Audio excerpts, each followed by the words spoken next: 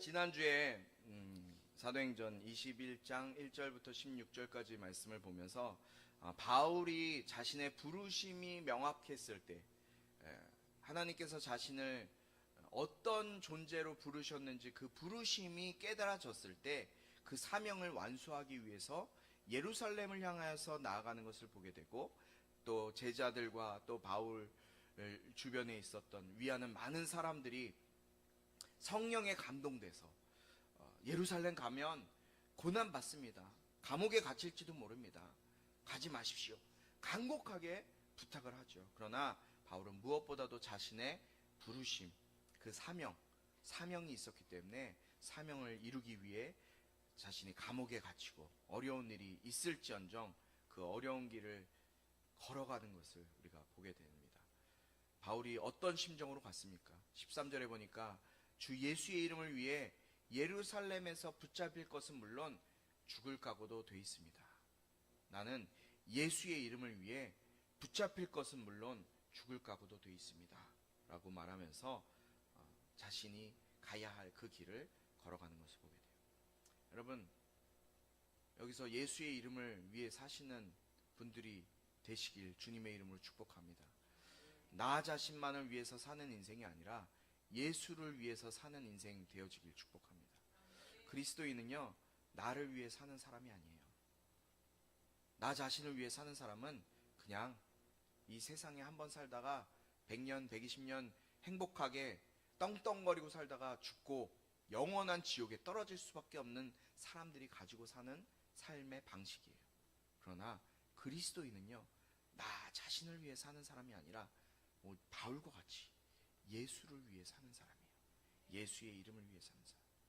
우리 모두가 예수 이름을 위해 사는 인생 되길 주님의 이름으로 축복합니다. 오늘 본문에서 드디어 바울은 예루살렘에 도착을 합니다. 바울은 고난의 길이 뻔히 눈에 앞에 보이고 알고 있지만, 그럼에도 불구하고 제자들과 아가보 이 예언자가 그 길을 가면 안 됩니다 라고 예언하지만 바울은 결국엔 예루살렘에 도착해요. 왜요? 그의 사명이 있었기 때문에, 부르심, 데스티니가 있었기 때문에. 그것이 이 예루살렘에 가는 것에서부터 시작하는 걸 알고 있었기 때문에 가게 돼요. 우리가 먼저 17절부터 19절까지의 말씀을 먼저 한 목소리로 합독하도록 하겠습니다. 이 말씀은 살아계신 하나님 말씀입니다. 우리 17절부터 19절 한 목소리로 읽습니다. 시작. 우리가 예루살렘에 도착하자 형제들이 따뜻하게 맞아주었습니다. 이튿날 바울은 우리와 함께 야고보를 만나러 갔습니다. 모든 장로들도 거기 와 있었습니다. 바울은 그들에게 문안하고 하나님께서 그의 사역을 통해 이방 사람들 가운데서 행하신 일들을 자세히 보고했습니다. 아멘. 17절부터 19절까지 보니까 바울이 예루살렘에 도착해서 누구를 먼저 만났습니까? 형제들을 먼저 만났어요. 그리고 나서 야고보를 만나러 갔어요. 거기에 누가 있었죠? 장로들도 있었고요, 형제들도 있었고요, 야고보 또 교회에 많은 사람들이 있었어요. 이 야고보는요, 예수님의 형제, 동생 야고보를 이야기해요. 예전에 우리가 봤던 사도 야고보는 이미 순교를 했죠. 이미 첫 순교를 했기 때문에 지금 이 야고보는 예수님의 동생의 야고보를 이야기하는 거예요. 가장 먼저 바울이 만난 사람은 형제들, 그러니까 교회 안의 성도들을 먼저 만나고, 그리고 교회와 야고보 장로들을 만나게 됩니다. 그런데 신기하게도 지금 이곳이 바울이 도착한 곳이 어디예요? 예루살렘 교회예요. 예루살렘 교회에는 누가 있어야 되는 게 맞아요? 원래는 예루살렘 교회에는 사도들이 있어야 되잖아요. 그렇잖아요. 예수님을 믿었던 그 예수님과 함께 생활했던 나머지 사도들이 이 예루살렘 교회에 있어야 되는데, 오늘 말씀해 보니까 그 예루살렘 교회의 사도들의 모습은 하나도 나타나지 않아요. 단지 예수님의 동생이었던 야고보와 장로들과 형제들만 만나게 돼요. 여러분, 이 사도들은 다 어디 갔을까요? 사도들 만났다는 이야기가 전혀 기록되어 있지 않아요. 본문 어디에도 사도들을 찾아볼 수가 없어요. 예루살렘에 없어요. 이들이 어디 갔다는 거예요? 예수님의 제자들. 어디 갔을까요? 이들의 사명도 뭐였어요? 교회 세우는 거였어요. 사도들의 사명 역시 복음 전하고 나가서 교회 세우는 것이 이 사도들의 사명이었기 때문에 예루살렘 교회에서만 묶여서 앉아있지 않았어요. 그래서 예루살렘 교회를 세울 수 있는 사람을 세웠어요. 그 사람들이 누구예요? 7 집사를 세운 거예요. 그 7 집사 중에 스데반 집사님이 순교를 하고 나머지 빌립 집사를 우리가 지난 시간에 만나보았죠. 나머지 집사님들이 또 있을 거예요. 여러분, 사도들은요 그냥 자기가 평안한 있기 좋은 그곳에 계속 머물러 있는 것을 원치 않았어요. 그들의 사명을 알고 있었기 때문에 그들의 부르심이 뭐였어요? 복음 전하는 거예요. 예수 전하고 교회 세우고 예수 알지 못하는 유대인들과 이방인들에게 복음 전해서 그들 또한 예수 믿고 천국 가게 하는 것이 이 사도들의 사명이었어요. 그러니까 사도들은 다 나가서 복음 전한 거예요. 그리고 나서 바울은 예루살렘 교회에 가서 선교 보고를 하고 있어요. 선교 보고. 19절 후반절에 뭐라고 기록되어 있습니까? 바울은 그들에게 문안하고 하나님께서 그의 사역을 통해 이방 사람들 가운데서 행하신 일들을 자세히 보고했습니다 라고 기록되고 있어요. 여러분, 여기서 잘 우리가 봐야 돼요. 이게 바울이 한 선교 보고는 쉬운 말로 얘기하면 뭐냐? 간증이에요. 간증. 바울이 간증을 했는데요, 그 간증의 주체가 누군가를 한번 보세요. 19절에 하나님께서 그의 사역을 통해 이방 사람들 가운데 행하신 일들을 자세히 보고했다 그랬어요. 여러분, 간증은요 내 삶 가운데 내가 주인공이 돼서 내가 어떤 일을 했다는 것이 나타나는 게 아니라 하나님께서 내 인생 가운데 어떻게 역사하셨는지를 말하는 것이 간증이에요. 간증 얼마나 많이 있어요. 우리가 그 CTS, CBS, CTV, CBS 방송, CTS에 그 여러 가지 간증 방송들이 있잖아요. 간증 내용들이 연예인들의 간증도 많이 있고요. 그런 간증들 참 좋아요. 그러나 우리가 이 간증을 볼 때, 또 내가 간증을 할 때 정말 중요하게 생각해야 될 간증은 뭐냐면 하나님께서 내 인생 가운데 어떻게 역사하셨는지, 그리고 내 인생이 그렇게 하나님의 역사하심을 통해 어떤 일이 일어나게 됐는지를 증거하는 게 간증이라는 거예요. 내 이야기라는 게 아니라는 거예요. 여러분 기억하세요. 간증은 나의 잘됨을 자랑한 것이 아니라 하나님이 나를 통해 행하신 일들을 증거하는 것이 간증이에요. 바울은 지금 예루살렘 교회에서 하나님께서 바울을 사용해서 이 소아시아 터키 지역에 어떻게 어떤 일들이 일어났는지, 하나님께서 어떻게 일하셨는지를 지금 간증하고 있는 거예요. 우리 20절부터 22절까지 한 절씩 교독합니다. 제가 먼저 읽습니다. 그들은 이 말을 듣고 하나님을 찬양했습니다. 그러고는 바울에게 말했습니다. 형제여, 알다시피 수만 명의 유다 사람들이 믿게 됐는데 그들은 모두 율법 지키는 일에 열심을 가진 사람들입니다.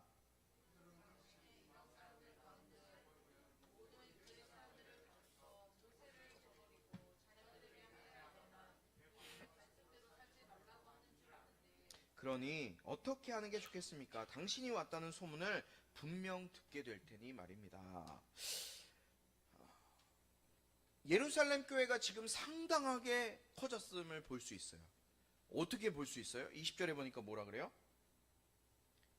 유대 형제요, 요 중간 부분에 보니까 형제요, 알다시피 얼만큼이 믿었대요?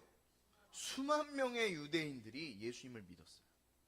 여러분, 예루살렘 교회가 지금 뭐 100명 단위가 아니라요, 1000명 단위가 아니라요, 수만 명이 지금 예수님을 믿고 있는 거예요. 복음을 듣고 예수님을 믿기로 작정했어요. 수만 명이. 그런데 문제가 있는 거예요. 그 수만 명의 성도들이 뭐에 열심히 해요? 율법에 열심히 해요. 율법 지키는 것에 열심이었어요. 이게 문제 아닙니까? 예수 복음을 들었는데 예수 이름으로 구원받고 예수로 사는 것이 마땅한데 이들의 중심 관심사는 뭐예요? 율법이에요. 율법. 우리는 어때요? 우리는 이 땅의 교회들은 어때요? 무엇이 우선이게? 어떤 교회는요, 심지어 성령의 역사가 교회 예배 가운데 나타나고요, 방언이 터지고 이러면요, 하지 마. 야, 방언 너 저기 기도실, 지하 기도실가 혼자 해. 방언하지 마. 이렇게 해요. 예배 드리다가 막 찬양하다가 성령이 역사하셔서 병이 치료되고요, 귀신이 떠나는 역사가 나타나는데, 어떤 분은요, 하지 마. 조용히 해, 너. 이상한 소리. 심지어 이단이라고까지 얘기를 해요. 그럼 뭐가 맞는 거예요? 예수 믿고 구원받았으면 성령 안에서 자유를 누리고 기쁨이 그 안에서 터져나와 그 예수 그리스도를 믿는, 나를 구원해 주신 그 예수 그리스도의 사랑에 감격해서 기쁨 가운데 살아야 되는데, 그 기쁨 가운데 살지 않고 자신들이 지금까지 붙잡고 있었던 그 율법, 어떻게 행해야 되느냐, 머리에 뭐 수건을 둘러써야 되느냐, 뭐 몇 발짝 이상 가면 안 되느냐, 교회 올 때 꼭 양복 넥타이 매야 되느냐.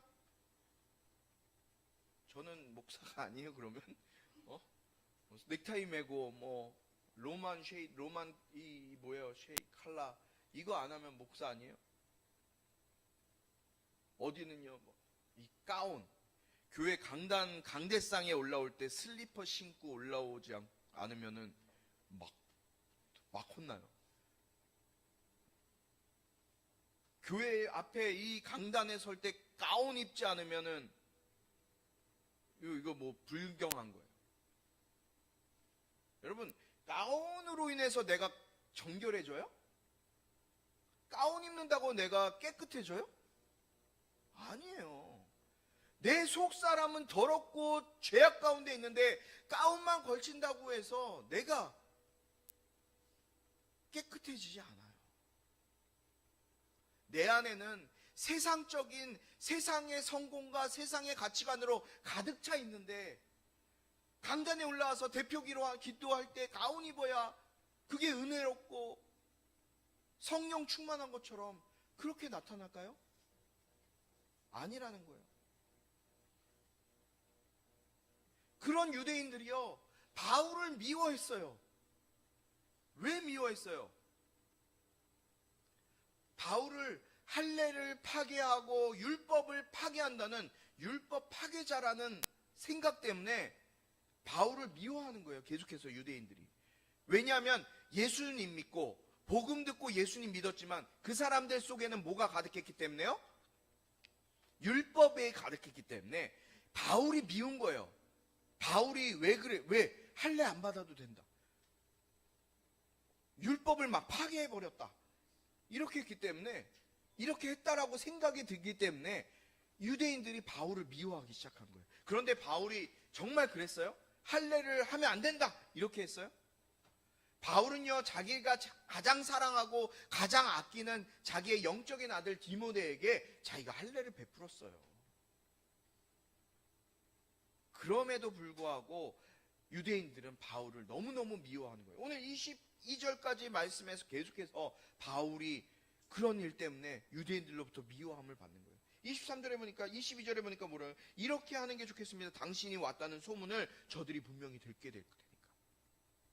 그러니까 바울이 왔다는, 지금 예루살렘에 왔다는 걸 듣게 되니까 유대인들이 싫어할 거라는 거예요. 23절부터 25절까지 있습니다. 먼저 23절 여러분이 읽겠습니다. 시작.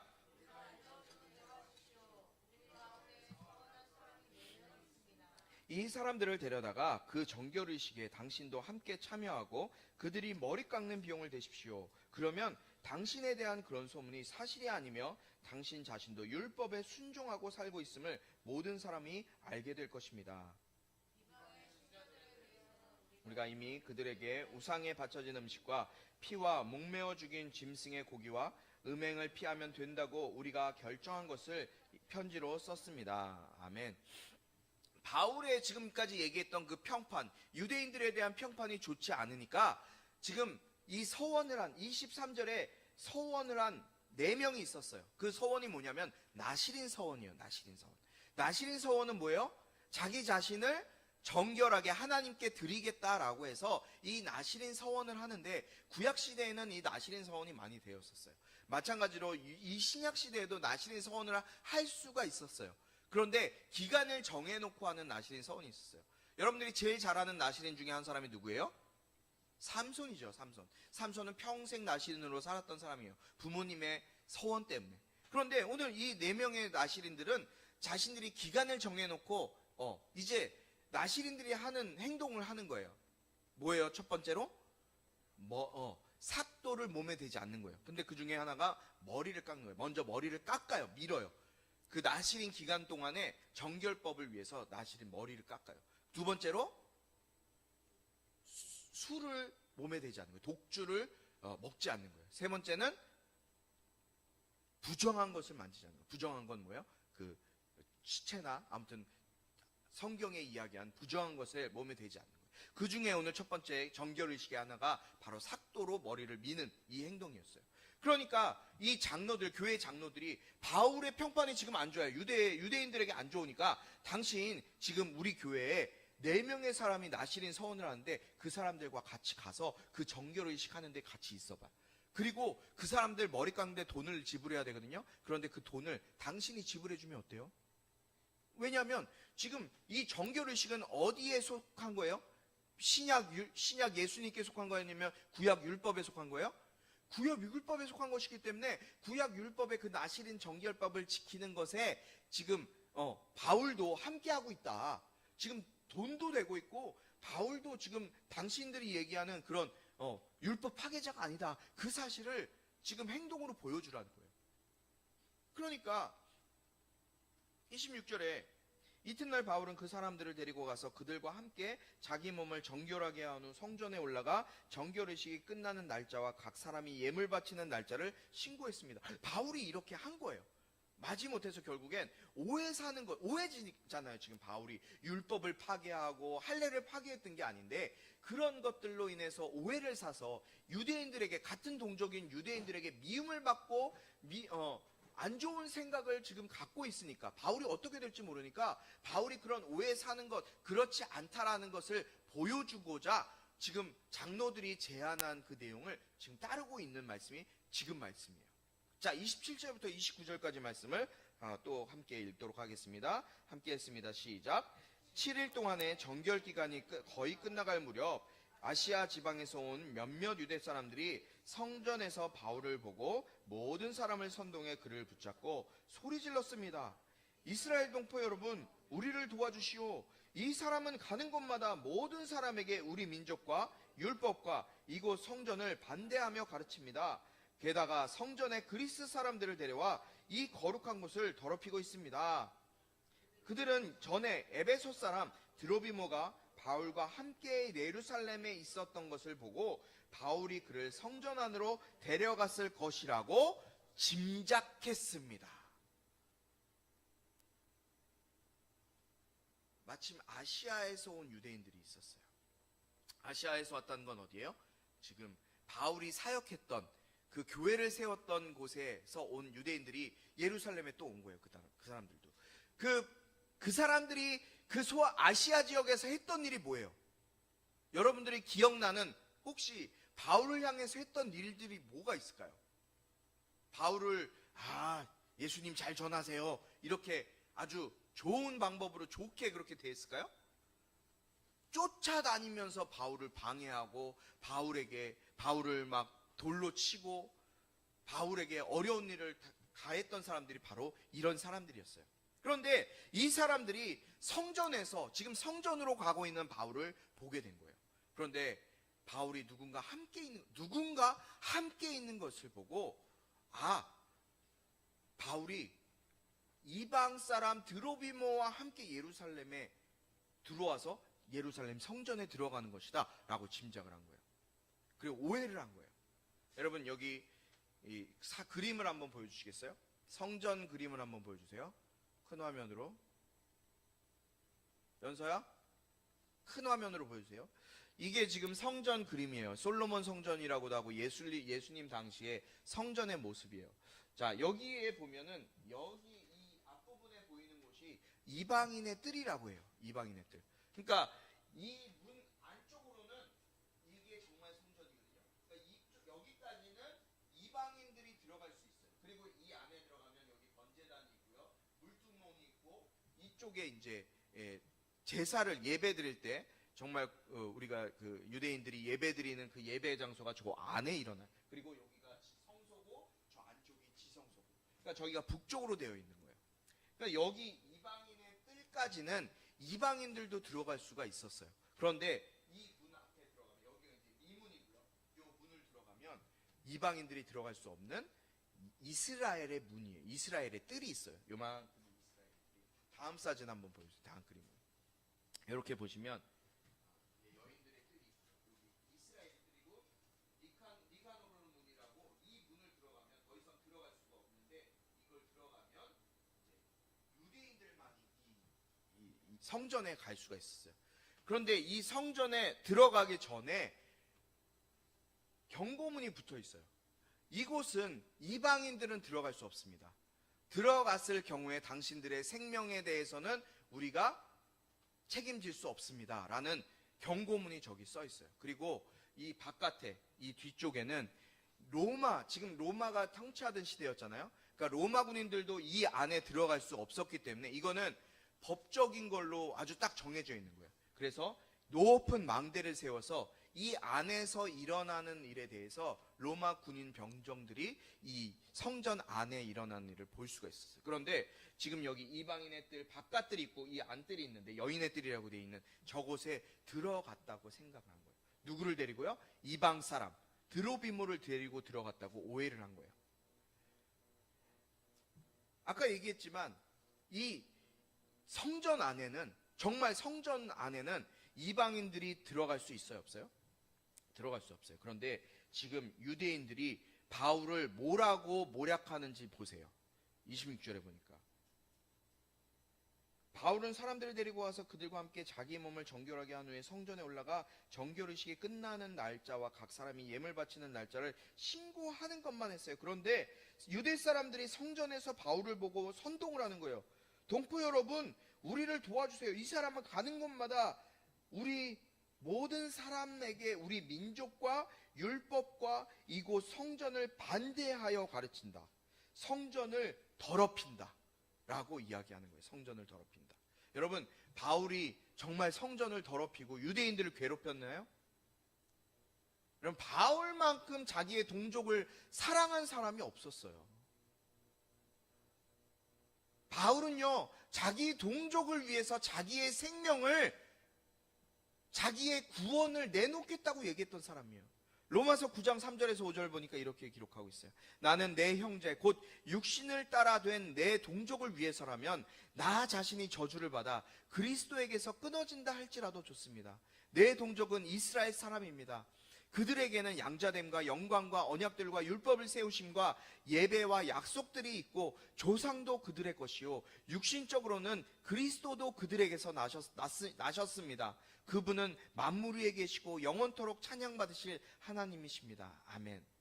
여러분, 바울은요, 자기의 동족을 위해서라면 자기 자신이 저주를 받아서 천국에 가지 못하더라도, 구원받지 못하더라도 자기 자신이 대신 이 유대인들을 위해서 고난받겠다고 얘기한 사람이에요. 그런데 정작 그렇게 자기를 위해서 사랑했던 이 바울, 그 바울을 이들은 자기들을 힘들게 하고 자기들에게 반대한다고 지금 소송을 걸고 있는 거예요. 그렇게 돼서 어떻게 됐습니까? 30절에 보니까 온 도시가 소란해졌어요. 소란해지더니 사람들이 몰려와 바울을 붙잡아 성전에서 끌어내었고 성전문은 곧 닫혔습니다. 여러분, 성전이 여기서 끝나요. 성전이 여기서 끝난다는 얘기는 뭐냐면요, 여기가 성전이 등장하는 마지막이에요. 지금 성전이 기록되어 있는 게 마지막 부분이에요, 사도행전에서. 그리고 성전이 어떻게 됐어요? 문이 닫혔어요. 여러분, 성전의 원래 의미가 뭐예요? 성전의 원래 의미 뭐예요? 하나님을 만나는 곳이죠. 우리의 죄를 고백하고 우리의 죄를 자백하고 하나님을 만나는 곳이. 그런데 어떻게 됐습니까? 오늘 성전문이 닫혔어요. 온 도시가 소란에 빠졌어요. 여러분, 소란은요, 착각에서, 오해에서부터 일어나기 시작해요. 지금 예루살렘에 일어나는 이 소동도 오해와 착각에서부터 시작되고 있는 거예요. 성전문이 굳게 닫히기 시작한 거예요. 31절부터 34절까지 우리 교독하도록 하겠습니다. 제가 먼저 읽습니다. 그들이 바울을 죽이려고 하자 예루살렘 도시 전체에 난동이 일어났습니다. 소식이 로마 군대 천부장에게 알려졌습니다.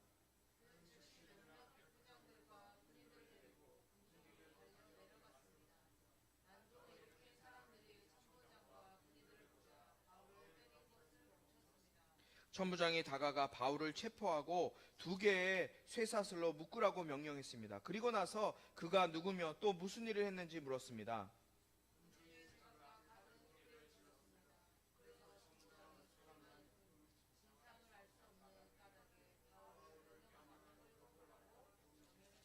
아멘. 31절부터 34절까지 보니까 바울이 로마군에게 잡혀가게 돼요. 바울을 죽이려고 하자 예루살렘 전체에 난동이 일어난 거예요. 이제 난리가 난 거예요. 예루살렘이 그렇게 크지도 않거든요. 예루살렘 성 안에가. 그곳에, 그런데 아주 높은 건물들과 성벽으로 있기 때문에 뭔가 굉장히 복잡한 곳이 또 예루살렘이에요.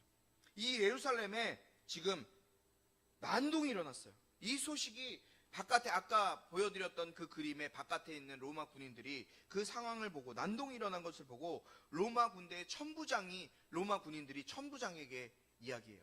이 천부장은 약 한 연대 정도 규모의 군인들이 이곳에 와 있었던 거예요. 주둔하고 있었어요.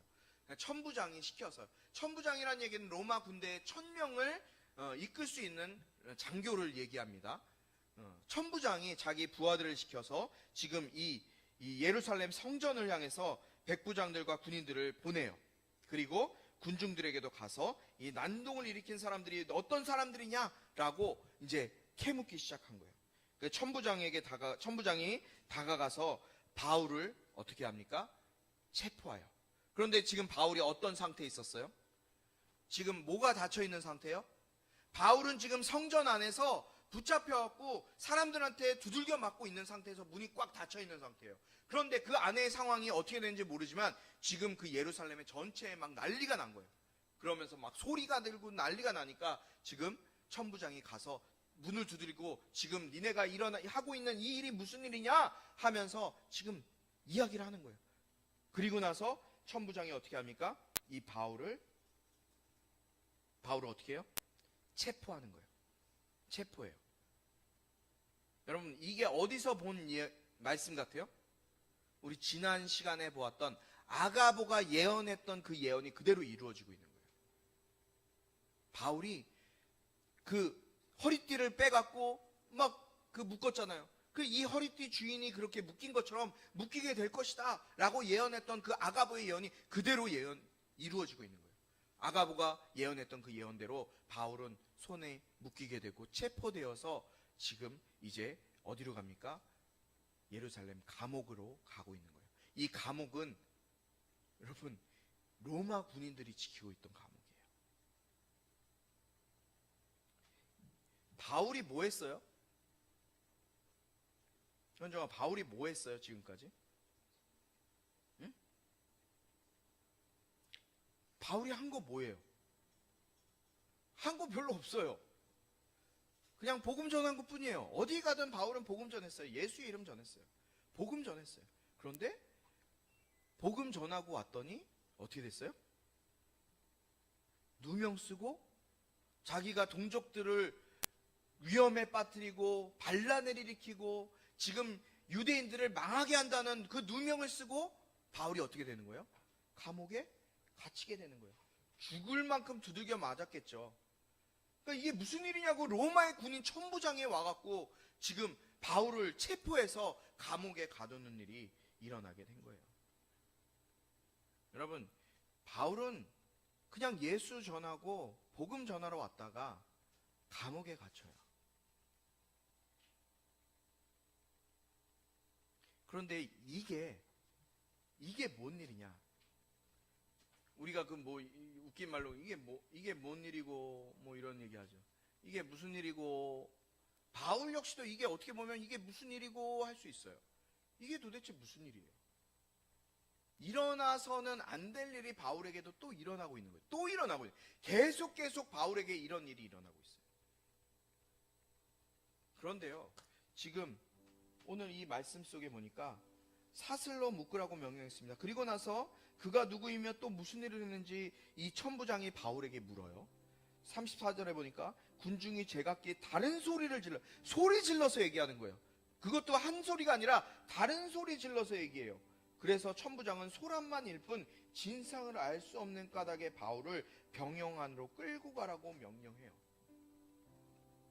여러분, 바울이 지금 만약에 여기에 그대로 있으면 어떻게 될까요?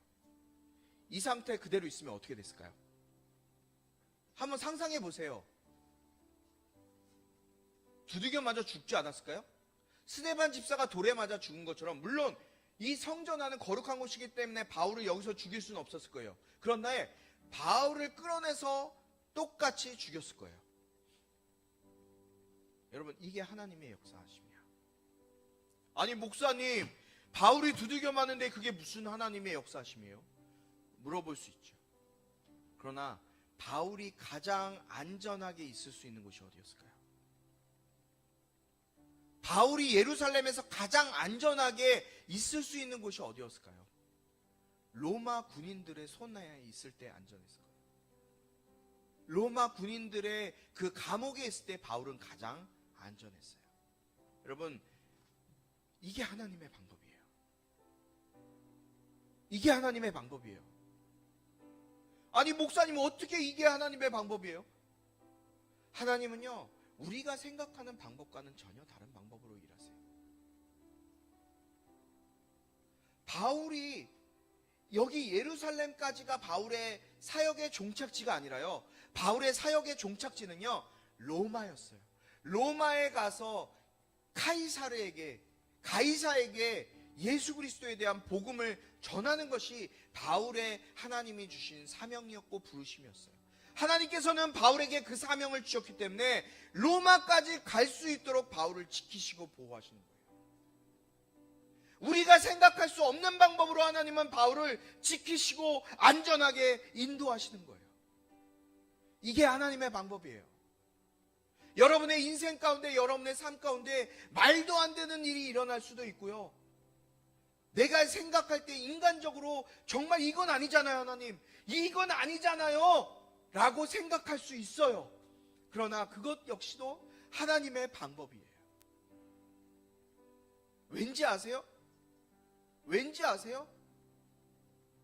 하나님은요, 하나밖에 없는 아들이신 예수님을 십자가에 죽이셨거든요. 그게 하나님의 방법이에요. 자신의 아들을 십자가에 죽기까지 내어주는 것, 인간적으로는 이해할 수 없는 것, 그게 하나님의 방법이에요.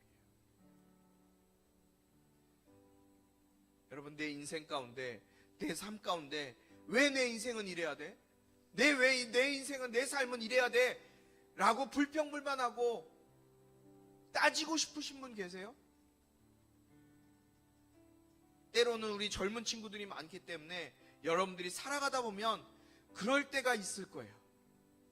그러나 그 역시도 하나님의 인도하심이에요.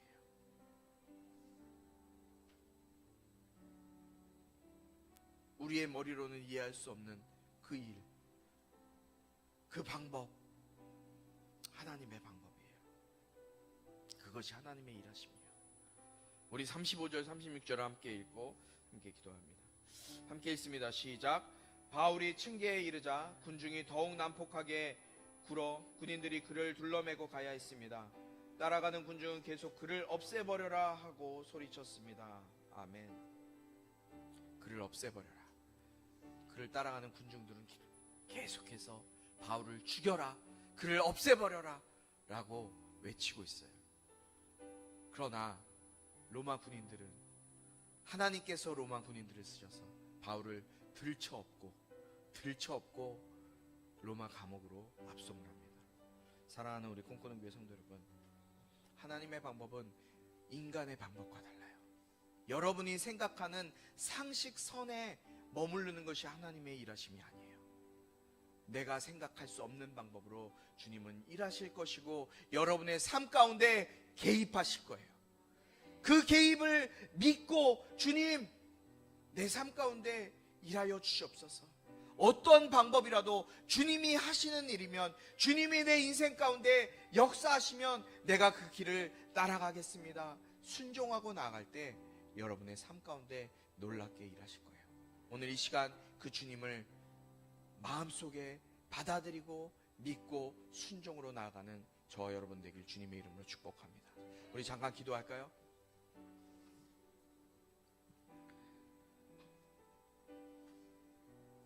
인간의 생각과 하나님의 생각은 달라요.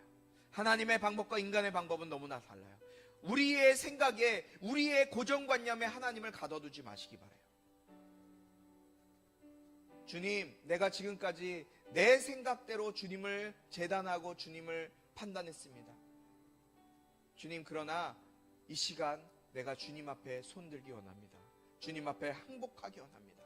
주님의 어떤 방법이라도 내 인생 가운데 주님께서 개입하시고 내 인생 가운데 주님께서 들어와서 일하여 주시옵소서. 내가 온전히 주님 앞에 서렌더, 항복합니다. 주님, 이 시간 내가 항복하기 원하오니 주님 내 삶 가운데 들어오시옵소서. 우리 예수 그리스도의 은혜와 하나님 아버지의 극진하신 사랑과 성령의 감화 감동 치유 회복 세워주심의 은혜가 이 시간 내 생각, 내 관점, 내 관념으로 주님을 판단하고 정죄하는 것이 아니라 오직 주님께 맡길 수 있는 믿음으로 살아가기로 다짐하는 우리 모든 성도들 가운데, 또 온라인으로 예배하는 자들 가운데 지금부터 영원토록 함께하기를 축원하옵나이다.